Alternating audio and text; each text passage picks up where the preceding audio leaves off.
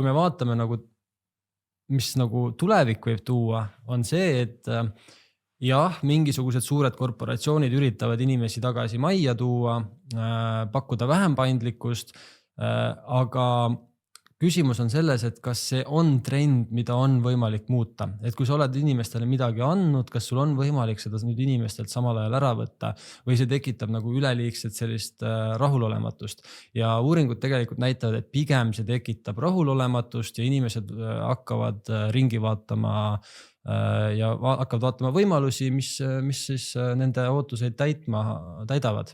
Ja võib-olla see on see ohukoht siis tööandjatele, et kui kõik tööandjad ei lähe selle trendiga kaasa siis nagu, et nad toovad oma töötajaid tagasi kontoritesse, siis sinul üksi nagu on raske võidelda selle üldise trendi vastu. Tänaseks päevaks võib-olla ei ole nii hästi ära tõestatud seda, et see päriselt nagu 100% tõsi on, et kui sa töötajad tagasi kontorisse tood, et nad nüüd palju produktiivsemad on. Ja kontoris töötamine võib olla vaimsele tervisele kasulikum, sest et kodukontoris inimesed kipuvad üle töötama, nad ei vaheta keskkonda, nad ei saa seda nagu karja tunnetust kätte inimeste omavaheliste suhetega, mis võib tähendada seda, et nad võib-olla langevad kuskile ettevõtte teadmata seisundisse, mis võib-olla, ma ei tea, vähendab produktiivsust või siis maadlevad nad suurelt oma vaimse tervise muredega.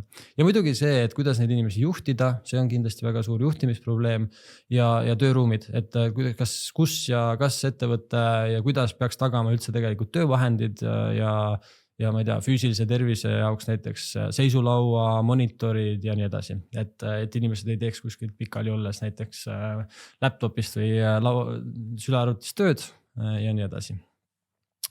Ja kui me vaatame tõesti sellist tööpakkumiste trendimist, siis põhimõtteliselt, et kui palju tööpakkumisi on hübriid- või kaugtööga, siis tegelikult see trend on langenud, aga see tööpakkumiste arv on langenud nagu pigem suhteliselt nagu siis tööturuga samas tempos.